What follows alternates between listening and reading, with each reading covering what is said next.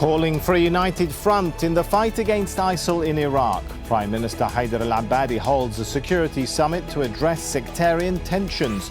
Can Iraq's rival groups work together to defeat a common enemy? This is Inside Story.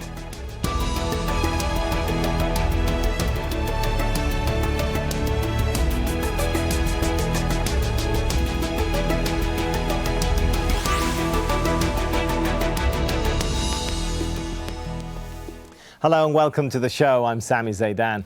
Iraq's Prime Minister has fired a warning at government and militia fighters who operate beyond the law. Speaking at a security summit in Baghdad, Haider al-Abadi said criminals and outlaws responsible for killings and kidnappings were no less dangerous than what he called the terrorists. Well, his comments were made after Shia militiamen were accused of massacring dozens of Sunni civilians last week as ISIL fighters were driven out of Diyala province. Abadi promised to rein in militias when he took office in September and focus on the bigger fight against the Islamic State of Iraq in the Levant.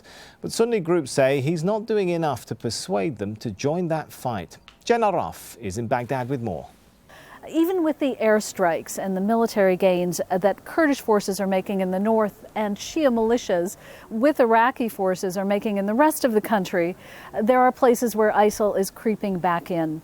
In the west, a senior sheikh was killed when a tanker filled with explosives rammed into his guest house this week. And in the north, around Kirkuk, in heavy clashes with ISIL over the past few days, two senior Peshmerga commanders, including a major general, killed by a sniper today, have said to have been killed in those clashes. Around the country as well, in the province of Diyala, still the repercussions of what is alleged to be a massacre of unarmed gunmen by Shia militias along with Iraqi security forces. And that was part of the backdrop of this conference that the Prime Minister addressed. He said, in fact, that Iraqi security forces and anyone acting outside the law would not be considered anything but outlaws. He said that killings and kidnappings were no better than terrorism, and he called for national unity. We need to be unified in order to put an end to ISIL. We could put an end to ISIL through applying government reforms. We have to be determined to defeat ISIL on the military, security and social fronts. If we do this, we will defeat our enemy sooner than we think. And that unity could be hard to come by. Across the country, as Sunni tribes debate whether they'll join into a government effort to fight against ISIL, they're essentially looking at what they're being offered. Many Sunni leaders say it's just not enough. It's prompted fears that across the country as well, this fight against ISIL, although in many places they're being beaten back, is not a fight that the Iraqi government can win in the long term without reconciliation. Let's bring our guests into the show right now. We have joining us from London, Saad Jawad, a political scientist and senior fellow at the Middle East Centre at the London School of Economics. In Amman, Afzal Ashraf, a consultant fellow in international diplomacy at the Royal United Services Institute. And also in London, Sabah al-Mukhtar, president of the Arab Lawyers Association. Good to have you all with us. If I could start with Sabah al-Mukhtar, to what extent is the Iraqi government itself complicit in the abuses being documented by human rights groups? What does the evidence say? Well, certainly I think the media has shown, and it's very evident, who's doing the killing among the Shia militias, the Hashd al-Sha'bi, the others, the atrocities which were committed in Diyala, 70 civilians, people being bombed from the air in Fallujah, and at the same time the government denies even the existence of this thing.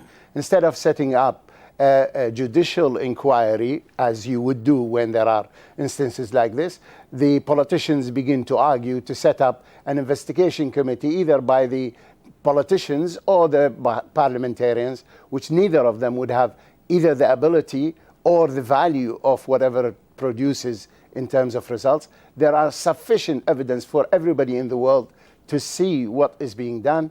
There are YouTubes and what have you. You see people being killed, dancing, chanting, using slogans of sectarian nature. All these things seem to be Forgive me for interrupting you, but you know what the counter-argument, you know what the counter-argument is, that perhaps these are massacres being committed by ISIL and being blamed on the Shiite militia and government forces to embarrass the new administration of Haider al-Abadi.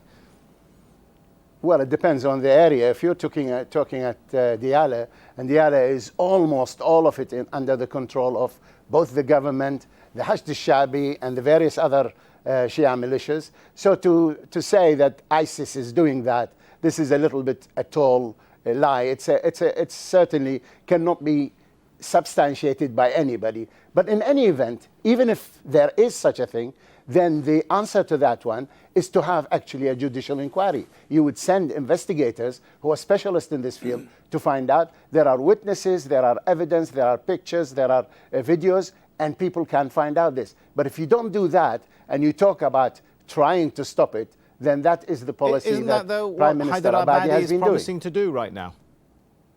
No, he has promised, he is trying to get an investigation done by parliamentarians. And parliamentarians, we've seen all the other cases before. This is not the first one. We had the Hawija, we had the Fallujah, we had the Mosul. There were, the history of the last so many months and so many years is there to see not a single investigation by politicians or the parliament produced any result. All right.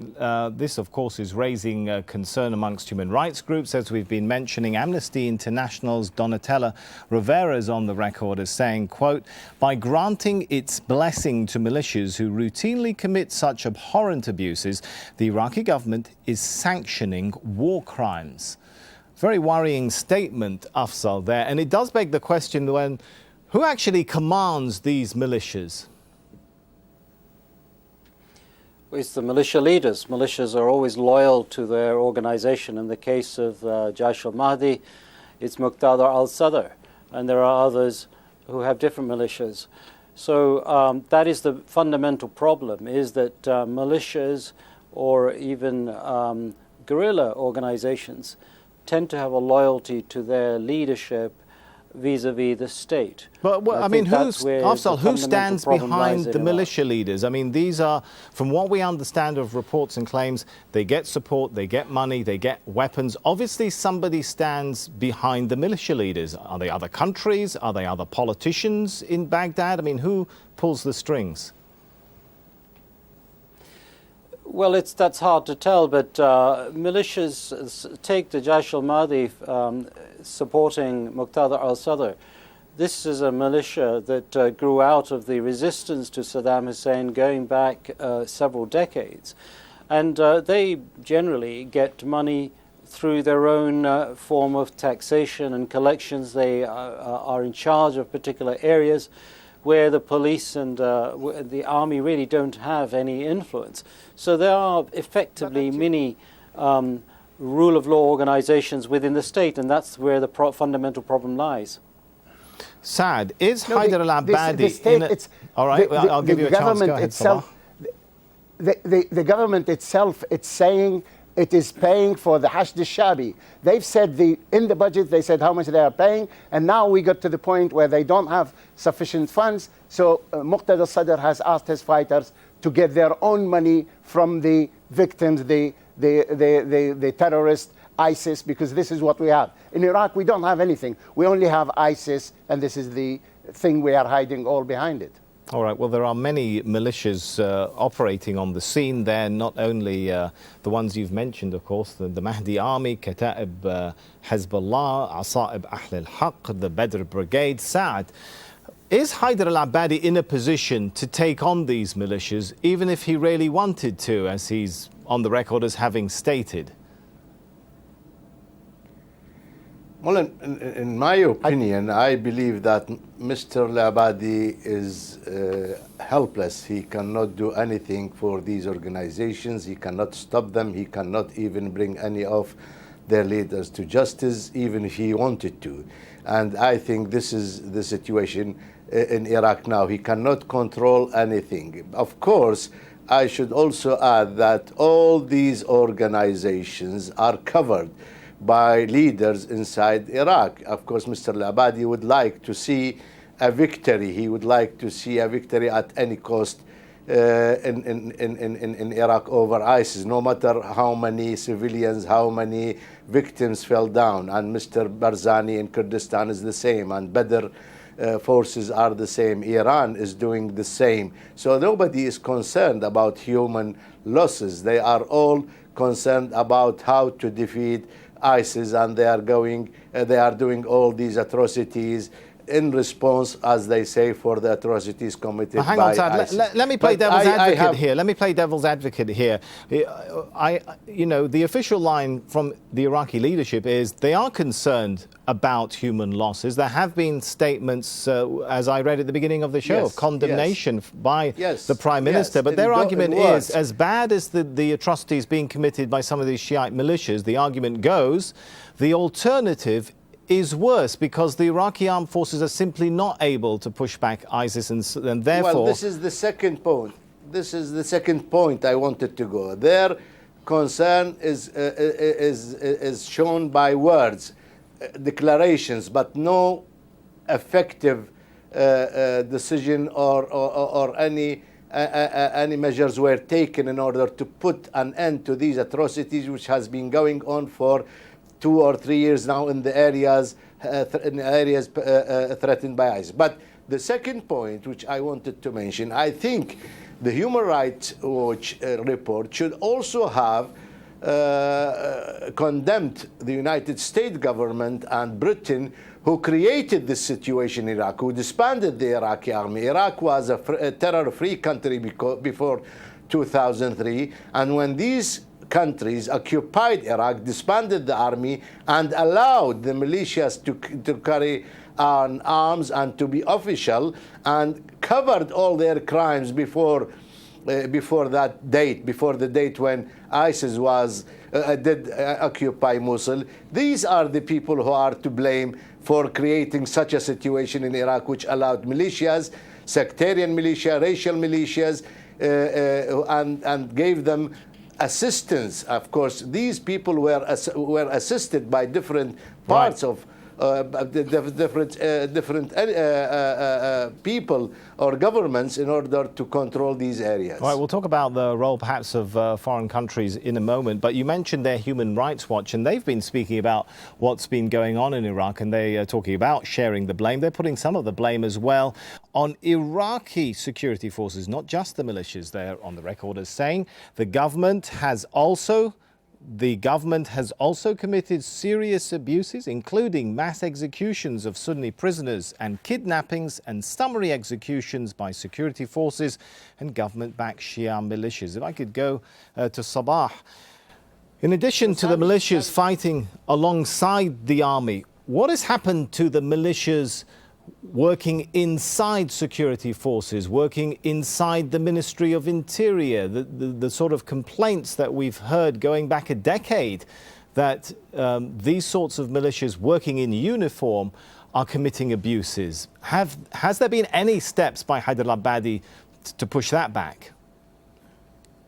Not at all. I think Haider al-Abadi, first of all, he's following exactly the same policy. He's from the same party. He has the same allegiances. He wants to distinguish himself a little bit from Maliki, but he has absolutely no power in doing any of these changes. He is too weak. He himself is afraid of those people who are still around him. So there was no change. There is no intention. But the problem lies, even if he wants to do that, what the allies have created in Iraq after occupation is that they've got all the militias who do not have a national allegiance. They have allegiance either to a sect or a man or a tribe or an ethnicity, and they put them all together in the same, wearing the same uniform, claiming to be these are the law enforcement agency in the form of police and army, while in fact they are factionalized within this structure, and they cannot be controlled to the extent that, for instance, Abadi, when he gave orders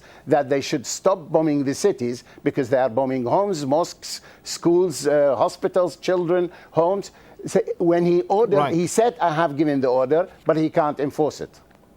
Saad, was the appointment of Mohammed al-Ghabban a step forwards or a step backwards? This is the new Minister of Interior. He hails from the Badr organization. The sister group, the Badr Brigades, the armed wing of the Badr organization, has been accused of committing atrocities against Sunnis for many years. And now Mohammed al-Ghabban from the Badr organization is Minister of Interior. How do you think that will play out? Well, Mr. al-Ghabban is a subordinate of Mr. Hadi al-Amiri, who is the leader of the Badr brigade. And I don't think he cannot do anything to stop the Badr organization. How do we know that? Well, he's left the organization, right? And he's Minister of Interior. He was nominated by Badr to be Minister of Interior. Whether he left it or not, I don't know. But he was nominated by Badr to be the Minister of Interior after Mr. Al-Amiri insistence to become the Minister of Interior, and he failed to do that. He nominated Mr. Al-Ghabban. Anyway, even if he has left this, up till now, after a few months of his appointment, we haven't seen any real measure taken by him. Yesterday, Baghdad, center of Baghdad, the Karada area, was a scene for militia fighting between different militia, and the militia of one minister also belonging to Mr. Al-Abadi's party, I think. They were fighting, armed fighting in the center of Baghdad, and it took the Ministry of Interior hours in order to interfere on this. Up till now, the tension is still there. So I don't think he or Mr. Al-Abadi have any control over these people. Afzal, if the global fight against ISIL is supposed to be on the idea that, you know, terrible human rights abuses and atrocities are taking place, which, you know, few doubt they are, at the hands of this group. But the question then arises, how can the Iraqi militias, Shiite militias and Iraqi security forces, which are also accused by human rights organizations of committing atrocities, how can they be an acceptable partner in this international fight? For many people, it still doesn't make sense. You're right. There are some major challenges, and I think the problem goes back, as has already been explained, to the creation of the modern version of Iraq, which led to some very bad mistakes, the disestablishment of the army, and the fracturing of the country through the electoral process, which only allowed for people to select or choose parties on the basis of identity rather than on the basis of nationalist agendas. The problem is that the situation has got so bad for Iraq with ISIL that it is in great danger of fracturing as an entity, particularly because of its institutions aren't working properly. And that in itself provides a very good solution for the president. He needs to appeal to the nationalism of most of these militias, or the Muqtada al-Sadr's, Jaish al-Mahdi, the Badr Corps. They're all very nationalist. And what they can see now is the country on the cusp of failure. And I think if he can appeal to those genuine motivations, what he can do is to look at a program of reintegrating these militias into the army so that they cease to be part of an independent organization. He can talk to the leaders involved and ask them to separate their political power from the military power of these militias and take part in the politics of the precisely country. The point, Afzal, that is what is not taking place. If you listen to some even former US officials, a draft Pentagon assessment published in media reports in July referenced many units of Iraqi security forces, we're told, of being infiltrated by Shiite militia members backed by Iran. And US officials like the former ambassador to Iraq, Jim Jeffrey, Senator John McCain, are on the record saying they know from their sources that US weapons supplied to the Iraqi government are ending up in the hands of Shiite militias today, which are committing atrocities. Well, I mean, you know, one can understand mistakes were made with a de-Baathification and disbanding of the Iraqi army, but that was then and this is now, and it still seems to be going on. Why? It's been going on for a long time. It's been going on since 2005. When the new Iraqi government, which was primarily a Shia government, dominated by the Shia, came into power. So this thing has been going on. The problems got worse. And you're right, not enough is being done. What I'm saying is that if it isn't sorted out, then the country is headed for fracture, both in terms of the three major components of the country, but also within the Shia organizations itself. There are many competing militias, and you will have chaos. So this really acceptable situation, even for most of the militias, is something that the president can use to his benefit to try and get a mobilization on the integration of the militias. He can look at the Peshmerga and what the KRG is asking for that to be converted into a national army.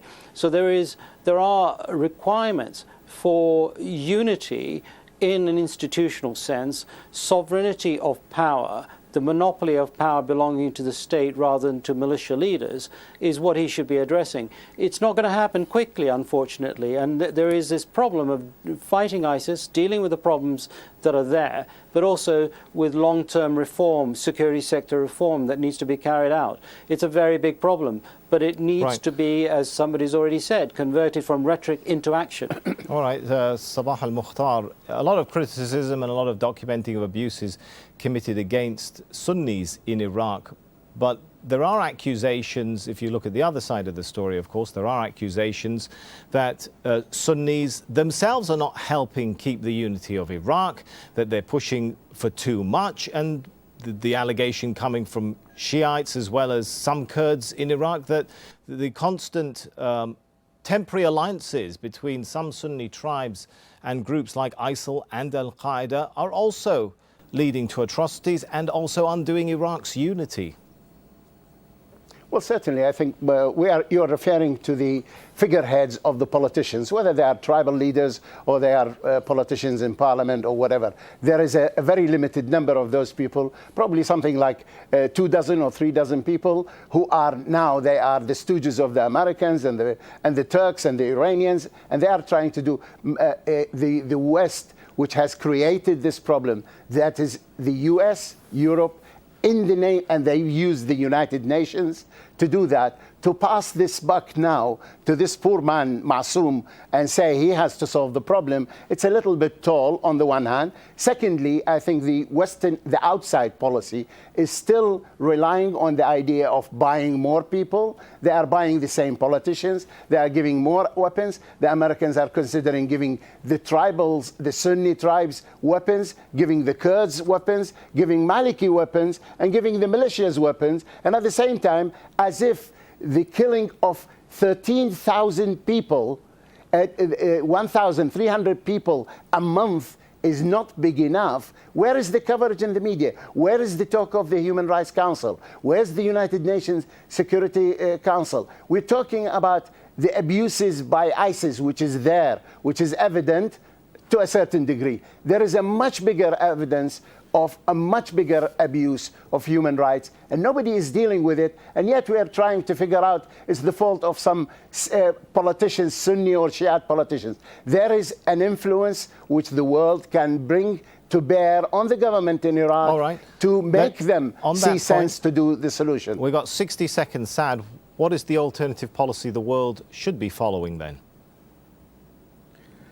Well, I think the world should consider Iraq as a one-state, united state to start with, and deal with Iraq on this basis.